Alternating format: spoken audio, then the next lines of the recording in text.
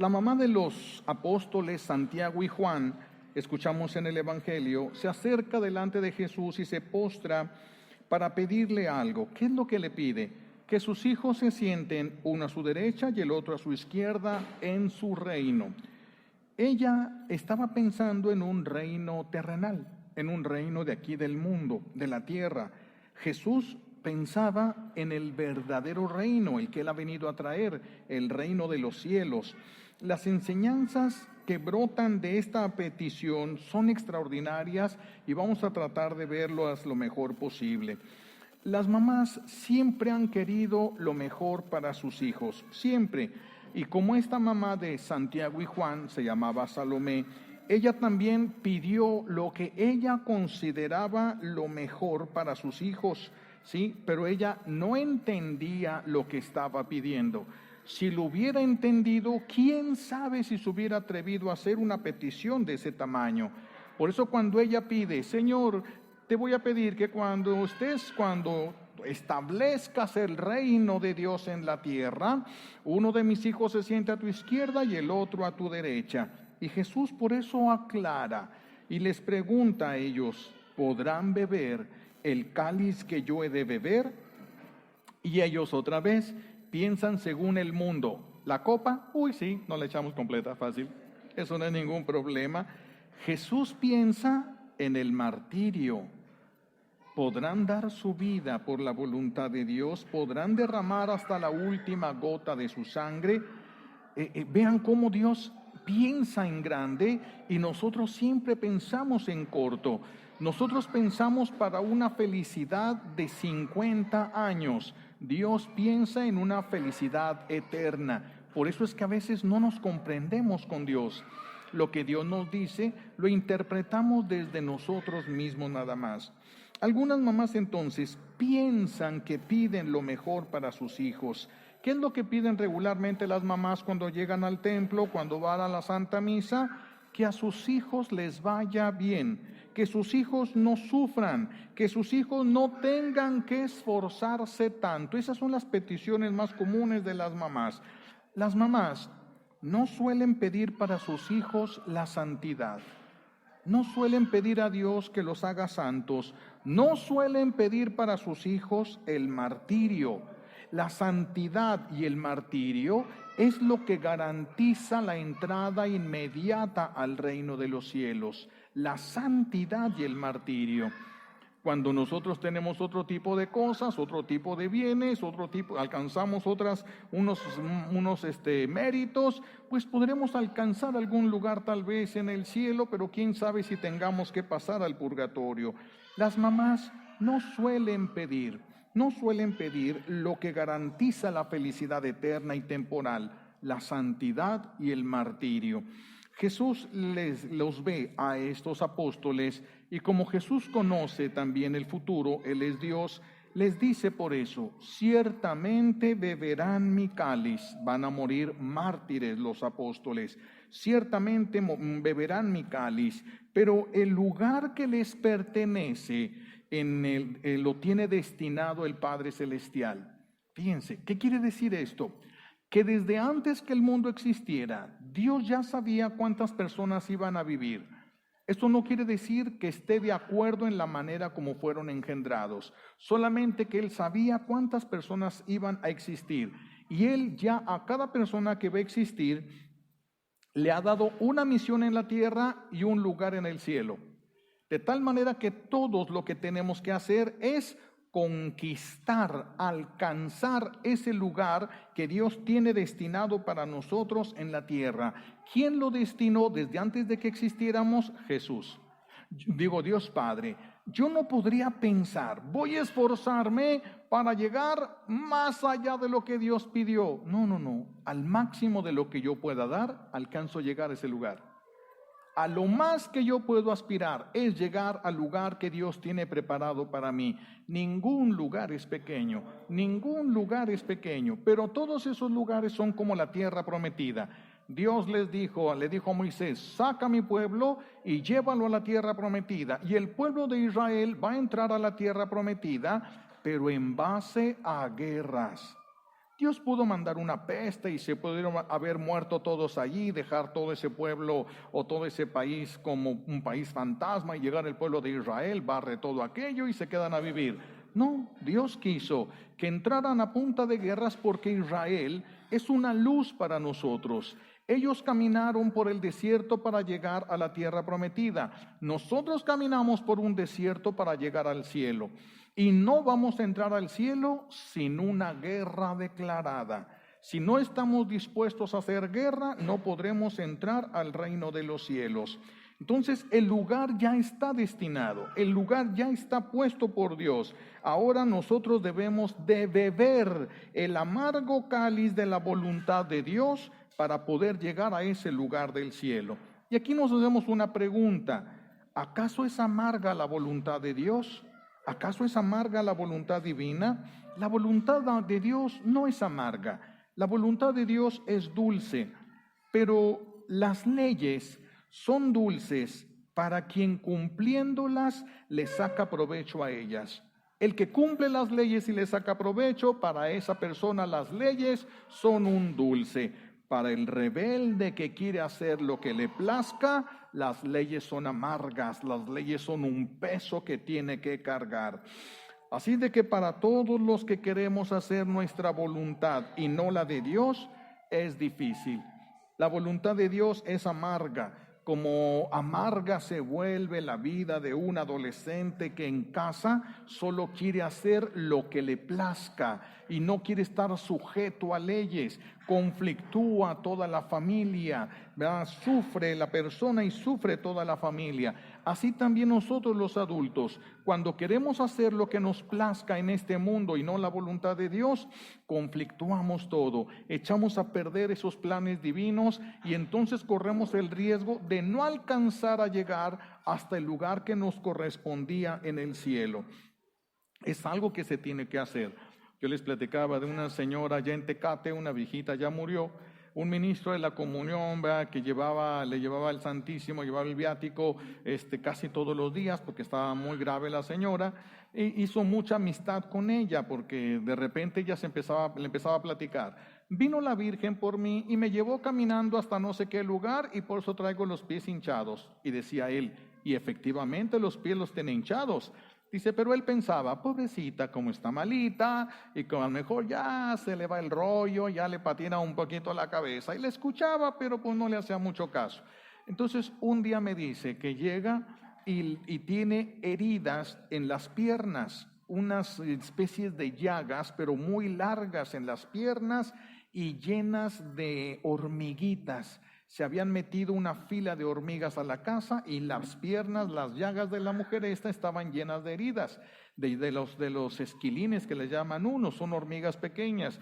Y entonces él se molestó mucho y le habló a la familia y les dijo, si ustedes no hacen algo y la próxima vez que venga ella no ha recibido medicamento, yo me voy a encargar de que la saquen de aquí y la lleven a un asilo.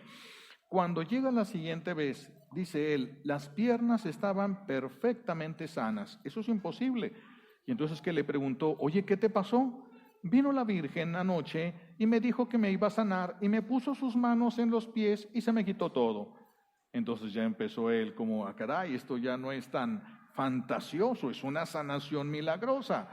Y entonces dice que le dijo un día, vino la Virgen anoche y me llevó al cielo, un lugar alto, y me llevó, como yo era vicario en ese tiempo allá en Tecate, y dice esta señora, me llevó al lugar donde va a estar el Padre Carlos. Es muy grande ese lugar y muy hermoso, pero se lo tiene que ganar. ¿Sí, cierto? Tenemos que conquistar un lugar maravilloso donde Dios quiere que estemos por toda la eternidad. Algo verdaderamente maravilloso. Por eso no hemos venido a este mundo a hacer lo que nos dé nuestra gana. Hemos venido a conquistar el cielo. Aunque muchos digan, Dios nos creó para ser felices. Sí, pero en el cielo. Aquí estamos en pie de guerra. No es buscar la felicidad a como dé lugar en el mundo. Nosotros, Dios quiere que seamos felices con Él. Y esa felicidad empieza desde la tierra, pero no toca la plenitud en la tierra. Solamente empieza desde la tierra. Entonces todos tenemos que llegar hasta ese lugar. Cuando llegan la mamá de estos dos apóstoles y le dice a Jesús, quiero que pongas uno de mis hijos a tu derecha y otros a tu izquierda, los otros 10 apóstoles se molestan, se sintieron en desventaja. Ellos no tenían una mamá allí para que le dijera a Jesús, también yo quiero que los pongas a tu derecha y a mi izquierda. Se sintieron en desventaja aquí, y Jesús nos da una enseñanza sublime. Porque nosotros podemos envidiar los bienes materiales y podemos envidiar también el puesto que Dios le da a alguien en su iglesia, podemos envidiar los dones que Dios le da a alguien en la iglesia, podemos envidiar los milagros que Dios le hace a una persona en la iglesia. Y esa envidia nos va a corromper a nosotros, nos va a llevar a rechazar a Dios. Si nosotros nos descuidamos internamente, aunque estemos en la Santa Misa todos los días, internamente podemos estar contra Dios. Internamente, y entonces la persona empieza a decir, ay sí, yo voy a todos los retiros, yo voy a todas las misas en domingo, yo voy a todas las oraciones, y ese que acaba de llegar por primera vez y ya le regaló un milagro, ¿y yo qué? Yo vengo todas las veces y ahí estoy insistiendo, ya estoy echándole ganas, y ese ni siquiera le importa y Dios se lo regaló. Cuando a mí me han preguntado, a ver padre, explíqueme por qué, le digo yo, ¿y a mí qué me importa? Yo no soy Dios, yo no puedo saber lo que Dios está pensando. Si Dios le quiere regalar algo, es muy suyo, es muy suyo. Una persona llega y me dice, padre, le regalo esto, no me acuerdo qué eran, vamos a poner zapatos, porque ni me acuerdo que eran unos zapatos. Y entonces una persona que necesitaba, yo volteo, agarro los zapatos y se los doy. Y la persona se molesta, padre, ¿por qué regaló los zapatos? Pues porque eran míos. Si hubieran sido tuyos, no los regalo. Si me los hubieras prestado, los hubiera tenido que tener yo ahí porque eran prestados. Dijiste que eran míos y yo puedo hacer con lo mío lo que me dé mi gana. Dios puede hacer con lo suyo lo que le dé su gana. Y si le quiere regalar al peor de todos, nosotros tenemos que decir, wow, mira cómo es Dios. A ese que ni siquiera le echó ganas y le regaló tanto, qué grande es Dios. El día que me toque a mí me va a tocar en grande. Porque a ese le tocó en grande y ni le echa ganas. Imagínense, entonces ahí deberíamos de quedarnos sin la envidia, sin estar masticando clavos. Ay sí, mira que él ni siquiera viene, ni le importa, ni hace nada, y luego sirviendo a Dios. Son servicios que se derrumban delante de Dios. Por eso cuando llegan estos apóstoles, Jesús se asombra primero de lo que pide aquella mujer, que ni entiende lo que pide, y Jesús se lo dijo, no saben lo que están pidiendo. Jesús se lo aclara. Y luego cuando estos se llenan de celos, Jesús los detiene. No puedes permitir en tu corazón esos sentimientos, porque esos sentimientos no vienen de Dios. Esos sentimientos hacen que te parezcas al infierno y no al cielo. No los permitas, aunque parezca verdad. No los permitas. Ni un pensamiento, ni un sentimiento que venga de Satanás, ni uno. Por eso uno tiene que estar analizando constantemente lo que siente. Estoy sintiendo esto.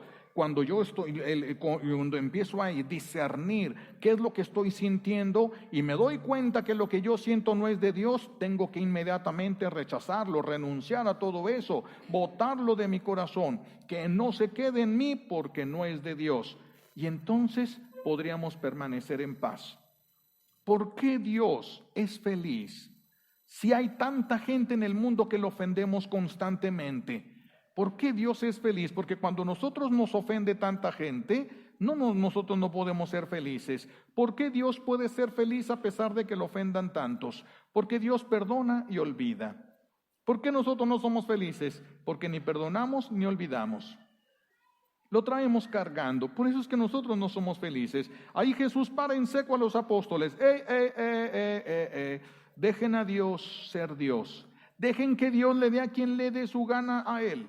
No le estén exigiendo ni le estén poniendo normas a Dios, ni estén tratando de chantajearlo. Señor, si me quieres, si te quiere, no lo tientes. Si te quiere, no lo tientes, porque te puede dar lo que tú le estás pidiendo y no quería. Sí, ejemplo de esto, esta señora que tuvo aquella experiencia, Gloria a Apolo, que le cayó el rayo por el lado del corazón y le sale por los pies y muere, va al juicio ella, y en el juicio se da cuenta de lo que ella había hecho cuando está recibiendo ese juicio que lo lleva a la condenación a ella. Dice ella, cuando mi sobrina era una adolescente, tuvo un accidente y queda quemada 2/3 partes de su cuerpo, unas quemaduras graves. Estaba tan lastimada y tan quemada que iba a morir. Esta Gloria Apolo entonces estaba a favor del aborto, estaba contra la iglesia, estaba con su libertad y su feminismo y todo, gritando a todo vapor, y de repente cuando pasa esto, dice ella, me fui a la capilla del hospital donde estaba mi sobrina y le grité a Dios que estaba en el sagrario, a ver, si es cierto que existes, demuéstramelo. Si es cierto que existes, que mi sobrina no se muera. Tentó a Dios, porque esa muchacha estaba muriendo. Si es cierto que existes, si es cierto que la amas, que no se muera. Tentó a Dios y Dios le respondió y no murió esa muchacha. Cuando ella muere, Dios le hace ver todo el sufrimiento que tuvo que pasar ella por todas las quemaduras que traía. Cuando iba en la calle, que la llevaban en silla de ruedas, la gente la veía y hacía gestos y todo porque había quedado tremendamente desfigurada. Y la llevan una vez a una alberca y le dice una señora, yo no sé para qué traen eso, vienen a echarnos a perder el día nada más. ¿Qué fue lo que sucedió? Que la muchachita esta se suicidó. En cuanto pudo y como pudo se suicidó. Si se hubiera muerto cuando se quemó, no se hubiera condenado. No le pidas a Dios que te dé a fuerzas lo que quieres, porque no sabes lo que pides. Déjale en su voluntad, si es tu voluntad, porque yo no sé si me conviene. Si es tu voluntad, yo creo que esto es lo que me caería mejor a mí, pero que se haga tu voluntad y no la mía. Solo Dios sabe si te conviene verdaderamente o no. Aun cuando todas las circunstancias digan que eso es lo mejor para ti. Hay que dejar a Dios ser Dios, déjalo, no te metas en su asunto, en sus decisiones. Él quiere darle a alguien, tal vez lo esté conquistando. Ya ven que Dios primero te da mucha paz y luego ya no te deja en paz. El Señor, Él tiene sus caminos, Él tiene sus métodos, Él tiene sus cosas. Por eso es que detiene Jesús en seco a los apóstoles. Vienen aquí, se molestaron porque estos se pidieron el primer lugar. ¿Por qué se molestaron? Porque ustedes lo quieren. ¿Y saben lo que es el primer lugar? No saben, les dice Jesús. Ustedes no saben lo que es el primer lugar. Y Jesús les recuerda, los que tienen autoridad en el mundo suelen abusar de la autoridad, porque lo digo yo. Y muchas mamás a veces gritan hacia sus hijos, porque yo lo dije. Mamá, ¿pero por qué? No te importa, porque digo yo. Sí, como autoridad máxima, palabra última. Está utilizando una autoridad que tiene, pero está abusando con la autoridad que tiene. Está abusando. Y dice Jesús, no quiero que pase eso entre ustedes. Yo no quiero que el que tenga autoridad abuse y pase por encima de los demás. No quiero que tenga autoridad alguien que no sabe usarla. No quiero que haga uso de la autoridad alguien que nada más va a pisotear a los demás. Por eso Moisés fue tan agradable a los ojos de Dios. ¿Por qué? Porque Moisés es uno de los hombres más humildes que ha habido en la tierra. Moisés es uno de los hombres más humildes. Por eso fue tan agradable a Dios la manera como lideró el pueblo de Dios. A Dios le agradó. Es uno de los grandes amigos. También otro grande amigo de Dios, David. Pecó ciertamente David, y uno de los pecados fue cuando se sintió dueño de lo que Dios le encomendó. Cuando se sintió dueño de lo que Dios le encomendó y tuvo que pagarlo. Por eso no se trata de utilizar la autoridad que tenemos para aplastar al más pequeño, para imponerlo nuestra fe incluso. Aquí se va a hacer así y ya dije yo. No. Nosotros no podemos imponer la fe como lo hizo el emperador romano cuando se convirtió y dijo: aquí ninguna otra religión entra, solamente el cristianismo. Y todo el imperio romano se hizo cristiano, y por eso es que en Roma está la cabeza, porque ahí quedaron San Pedro y San Pablo, y a partir de Roma comenzó todo esto. Cuando el emperador se convierte, él obligó que todos abrazaran la fe. No, eso no nos es permitido a nosotros. Nosotros solo nos es permitido contagiar nuestra fe.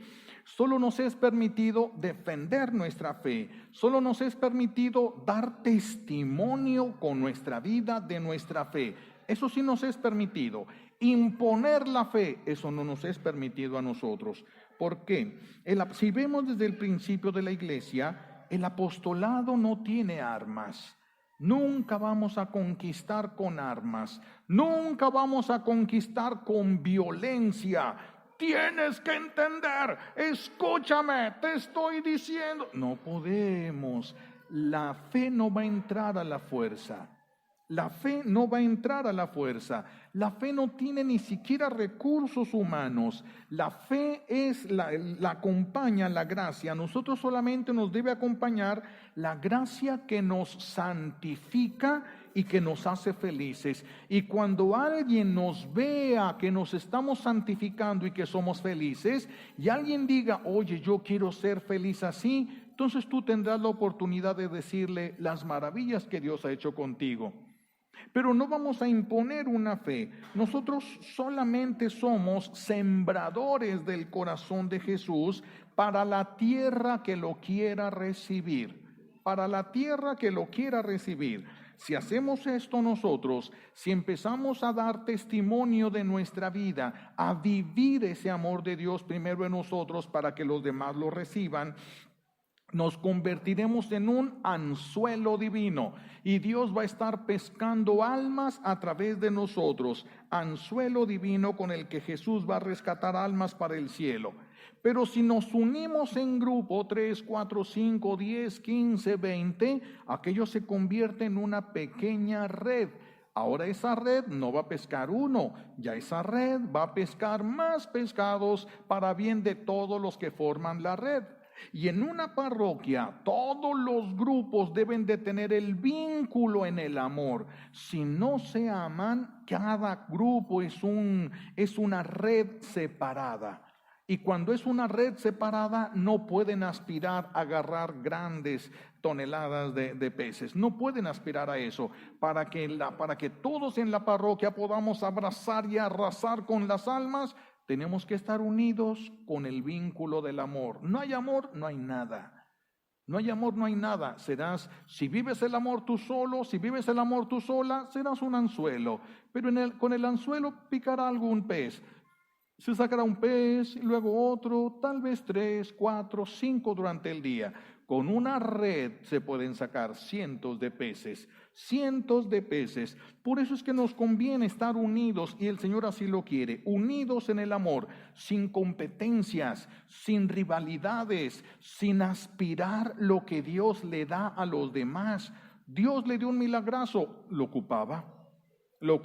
Yo siento que también lo ocupo, sí, pero Dios ve que todavía no es el tiempo, porque si Dios nos da algo antes de tiempo, nos puede echar a perder. Ustedes no le van a dar las llaves del carro a su hijo cuando vean que tiene 12 años y que está loco. No le van a dar las llaves del carro, aunque sea carro de él. Todavía no le dan las llaves. ¿Hasta cuándo? Hasta que madure. Puede ser que tú tengas ya dado los milagros que has pedido, pero Dios está esperando a que madures para que lo que te da no te mate. No te mueras, no te perviertas, no te pudras con eso que te da. No te llenes de soberbia porque Dios te ha hecho un milagro a ti y a los demás. No, tiene que esperarse Dios a su debido momento para no echarnos a perder con algo bueno. Fíjense cómo no nos echamos a perder solo con las cosas malas. Nos podemos echar a perder también con las cosas buenas. Por eso el vínculo del amor. El vínculo del amor, esto es lo que dice Jesús, es básico, es base. Si ustedes no sienten el impulso de servir, de ganar y de conquistar almas para Dios, entonces falta mucho que aprender. Falta mucho que aprender. Sí, son de los que dicen, yo con que entre al cielo y cierren la puerta, aunque me quede recargada en la puerta, ya con que ya pasé al cielo, ya la hice. Quiere decir que Dios no te importa, solo te importa que no sufras en el infierno. Pero Dios no te importa estar cerca de Él. Eso te puede condenar. Eso te puede condenar, la falta del amor a Dios. Por eso primero es el amor, primero de todo. La supremacía la tiene que llevar el amor, no el servicio. El servicio debe de brotar de este amor. Entonces, este amor entre los del grupo, se aman, son poderosos en Dios. Si se aman, son poderosos en Dios. Si no se aman, cualquier cosa los va a destruir. Si los grupos no se pueden unir en el amor, cada quien pescará lo que puede. Cada quien pescará algún pescadillo y algún tiburón de vez en cuando, pero nada más, que si todos nos uniéramos en el amor, ¿cómo se manifestaría Dios en la vida de los demás y en la nuestra? Pero estamos perdiendo todo precisamente porque nos falta el vínculo del amor. No podemos entonces imponer nuestra fe, aunque la fe sea lo mejor, sea lo que más le conviene a las personas, no podemos imponerla. ¿Por qué? Porque nuestro buen Dios solo recibirá en el cielo a los que lo recibieron voluntariamente, no a los que lo recibieron a fuerza, no a los que no tuvieron otra opción, no a los que los bautizaron a la fuerza aunque ellos no querían. Esos no le interesan a Dios. En el cielo no va a haber nadie a la fuerza. Nadie, por eso no podemos imponer la fe a la fuerza. Solamente aquellos que la reciban, esos serán recibidos por Dios. Recordemos para entender esto, la encomienda que Jesús le da a los apóstoles. Si no los aceptan en un pueblo, váyanse a otro. No dijo, agárrenlos, háganles manita de puerco, priétenles el pescuezo hasta que... No te quieren escuchar. Vete a un lugar donde sí te quieran escuchar. Esto no es a través de violencia. Jesús mismo lo hacía. Cuando los samaritanos le dijeron que no podía entrar en la ciudad, simplemente se desvió a otro poblado. Eso es lo que nos pide a nosotros. Simplemente eso. No nos pide que enfrentemos al mundo. Por eso dijo, los mando como ovejas en medio de lobos. No como perros en medio de lobos, ni como lobos en medio de lobos, no, como ovejas en medio de lobos. Y las ovejas no hablan, las ovejas no se quejan, las ovejas no. Entonces, esto es, ¿por qué? Si se dan cuenta, Jesús nunca se empeñó en darle perlas a los cerdos.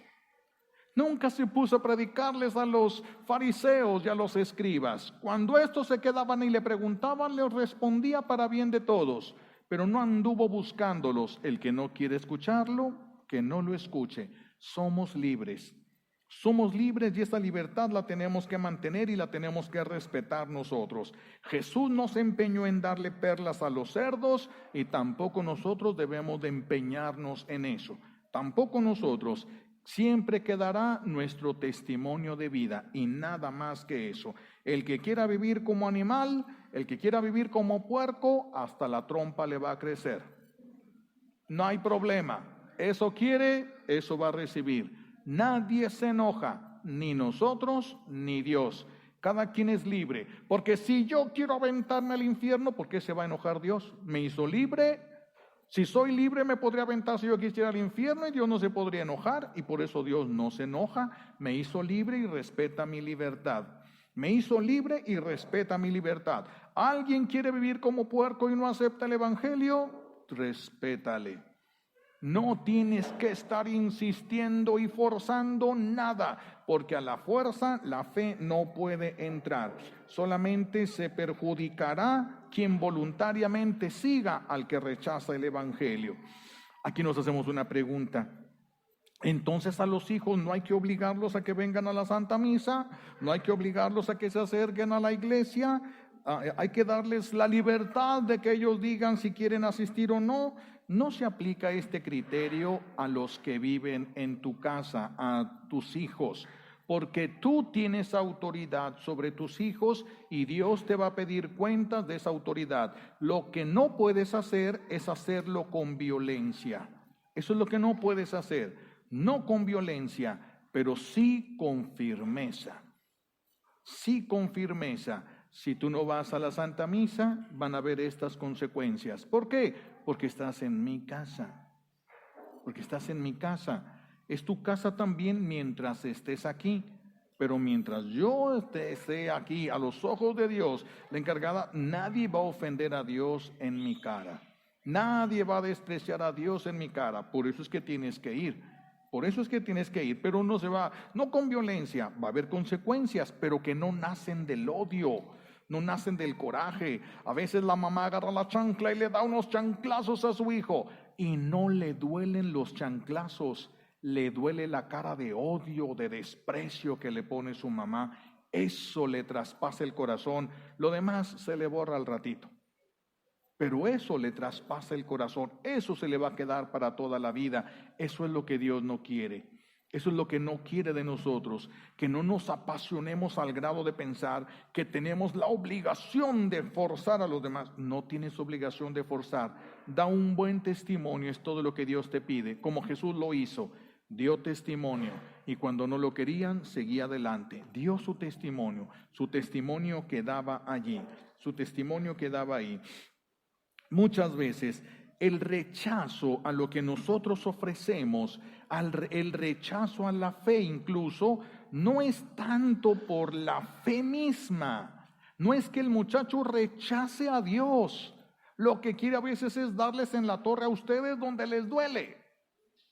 Va a utilizar lo que les duele, como la mamá también lo utiliza. Ah, sí, pues entonces si no quieres comer las lentejas, no vas a jugar Nintendo, porque sabe que eso es lo que le duele. También ellos utilizan la misma técnica que ustedes les aplican. Ah, lo que le duele es que no vaya a la iglesia, pues no creo ahora en Dios, a ver, para que se le quite. A veces es la manera como nosotros presentamos la fe, presentamos nosotros a Dios. Una ocasión un señor que tenía un perro muy bonito, iba a meterlo a un concurso porque pues, era un perro de buena raza, y le dijeron, cómprale un aceite que se llama, ni me acuerdo cómo, le das unos tragos, agarras al perro, le abres el hocico y la avientas que se trague unos buenos tragos del aceite y verás cómo el pelo se le va a poner precioso para el día del concurso. Pues compró el aceite el señor, varias botellas, y todos los días agarraba al perro, se le montaba, le cruzaba la mano, le levantaba el hocico, le hacía que abriera, la aventaba y el perro se movía para todos lados hasta que lograba aventarle el aceite. Y ya, tranquilos todos, ya pasó. Y al siguiente día otra vez lo agarraba, se le trepaba, casi lo estrangulaba, le abría el hocico y le metía el aceite ahí. Un día el perro se movió, le pega en la mano, se le suelta el aceite, se rompe y se queda tirado. Y el señor dice, ay, voy a tener que limpiar esto. Se voltea, va por un trapeador, por un trapo para limpiar, y cuando regresa, el perro estaba lamiendo todo el aceite. El perro no rechazaba el aceite, sino la manera como se lo daban.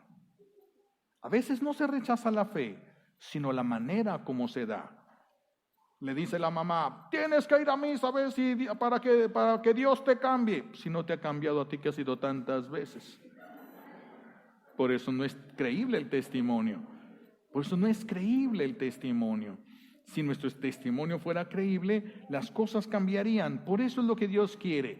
Un testimonio creíble. Un testimonio que brote de un amor, de una santidad, de una felicidad. Para que la gente diga, yo quiero ser feliz, yo quiero ser así. Y se acerque y te pregunte, oye, ¿qué hiciste? ¿Cómo se le hace para llegar a esto? Ya está un corazón abierto y dispuesto a recibir una semilla. Así es de que nuestro servicio es dar testimonio creíble de la santidad, dar testimonio creíble de santidad y felicidad. Es que mis hijos, si Dios no los hace felices, ¿cómo van a conquistar almas para Dios? Ven, acércate a Dios para que te ponga más reglas de las que tienes. ¿Quién va a querer? ¿Quién va a querer eso si apenas aguantan las que traen cargando? Al contrario, ven para que sepas lo que es ser feliz de a de veras, para que veas que eso que tú dices que es felicidad es esclavitud. Acércate y verás. Te invito un día.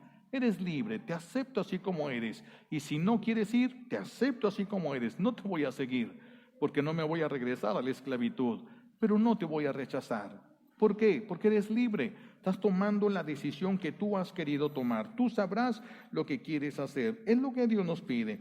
Un testimonio creíble de santidad y de felicidad. Un testimonio creíble de unidad y de amor. Dice Jesús, el día que ustedes se amen, el mundo creerá que yo soy. Y mientras ustedes no se amen, no importa cuánto trabajen, el mundo creerá a medias, porque no va a tener bases para creer. La certeza de que el Señor puede hacer maravillas es que nosotros crezcamos en el amor y que se manifieste el amor entre nosotros, que nos tratemos con bondad, con paciencia, porque todos tenemos defectos. Hay unos que están feos y otros que están peores. Sí, de todo hay en la viña del Señor. Pero nosotros no hemos venido a juzgar a nadie. Nosotros hemos venido a vivir el Evangelio. Y a eso estamos aquí en el mundo. Para eso Dios nos ha sembrado en esta comunidad, para ser testimonio de que con Él podemos ser felices. Con Él testimonio de santidad. Y eso nos debe de llevar al testimonio de la unidad en el amor. La unidad en el amor, ese es el verdadero termómetro, es el verdadero termómetro de la eficacia de un grupo. Cuando no hay amor, no hay nada. Ahí hay que empezar por las bases. Es bien triste cuando uno llega con un grupo a una parroquia y quisieras hablarle de las cosas del cielo, cómo son las cosas del cielo, pero ni los 10 mandamientos se saben. Es como un maestro que quisiera llegar y enseñarles cómo se puede medir la distancia entre un sol y otro sol, cómo se puede calcular todo esto, y llega un grupo que no sabe ni las tablas y tiene que dejar todo y empieza 1 por 1, 1, 1 por 2, 2. ¿Cómo es posible que en la iglesia todavía estemos sobre el principio, lo primero que se enseñó en la iglesia, cuando ya deberíamos de estar hablando de santidad? Ya deberíamos de estar hablando no de deja de criticar a tu suegra, deja de masticar a tu cuñado, deja de hacer esto. Ya debería de haber pasado todo eso. ¿Hace cuántos años te bautizaron? ¿Hace cuántos años comulgas a Dios? Y todavía hay gente que se muere de 90 años confesando el mismo pecado que confesó el día de su primera comunión. ¿Cómo es posible eso? ¿Por qué no hubo crecimiento? ¿Por qué se estancaron? ¿Por qué? Es algo que tenemos que pensar. ¿Qué está sucediendo? Hay algo que está mal aquí y tenemos que descubrir qué es eso que está mal para arrancarlo de nuestra vida. Aquí el termómetro es el amor manifestado en el servicio y en la unidad, el reflejo de nuestra vida de la santidad y de la felicidad. Solo entonces seremos un testimonio creíble. A alguien se le antojará venir donde nosotros para poder disfrutar de la felicidad en la que nosotros ya vivimos. Pero ustedes creen que alguien va a querer venir a este templo si ustedes tienen cara de que ya se quieren ir. ¿Quién va a querer venir si ustedes ya se quieren ir? Nadie va a querer venir. Cuando ustedes esto les haga felices, ¿verdad? Y con esto termino. Una señora que yo conocí que era muy temperamental, pero tenía una capacidad de orar impresionante. Le faltaba dominio sobre su temperamento, pero era una mujer de una oración impresionante. Se sumergía en una oración casi de contemplación.